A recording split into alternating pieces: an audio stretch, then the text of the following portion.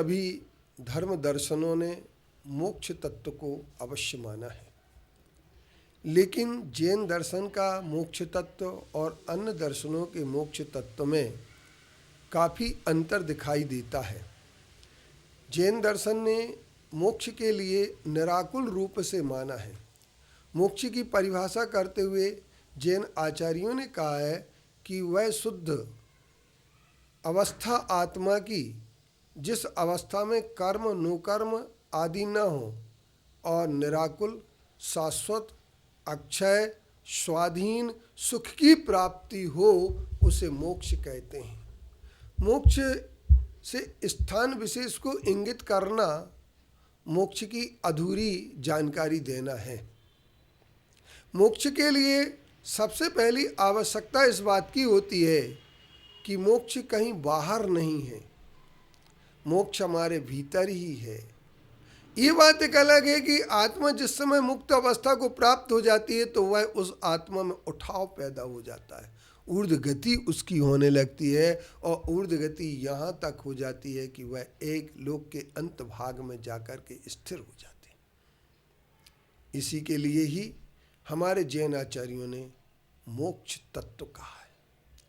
मोक्ष तत्व के संदर्भ में सभी आचार्यों का वर्णन ये है, उन्होंने यही कहा है कि द्रव्य कर्म, भाव कर्म और नो कर्म से रहित हो जाने पर आत्मा की जो शुद्ध अवस्था होती है, सब्बे से कम्मानम, सभी कर्मों का नष्ट हो जाने का नाम मोक्ष है।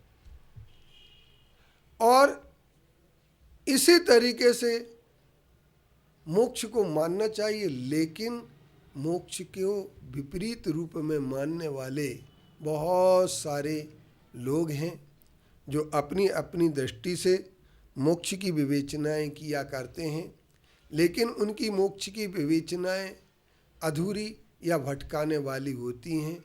उन विवेचनाओं में निस्संदेहता नहीं होती है और विपरीतता भी कभी कभी देखी जाती है और इसके साथ साथ अनिश्चितता भी देखी जाती है।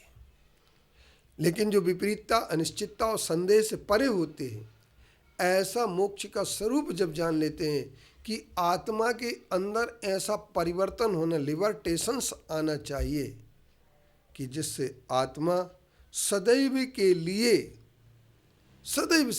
लिए शुद्ध अवस्था को प्राप्त हो जाए।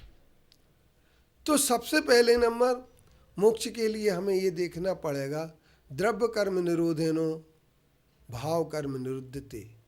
तो उन्होंने ऐसा नहीं कहा, उन्होंने कहा भाव कर्म निरोधेनो द्रव्य कर्म निरुद्धते और द्रव्य कर्म निरोधेनो संसार अपि निरुद्धते।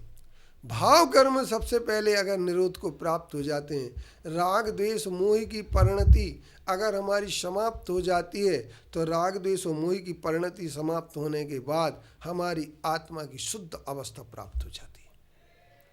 तो द्रव्य कर्म निरोधेनो भाव कर्म निरुद्धते, भाव कर्म निरोधो न संसार अपि निरुद्धते। भाव कर्म का जिन निरोध हो जाता है, आश्रव का द्वार सारा का सारा बंद हो जाता है। आश्रव का द्वार बंद हो जाने के बाद अपने आप आत्मा में शुद्ध अवस्था की प्राप्ति हो जाती है। इसलिए मोक्ष कहीं बाहर प्राप्त नहीं होता है, बाहर से प्राप्त नहीं होता।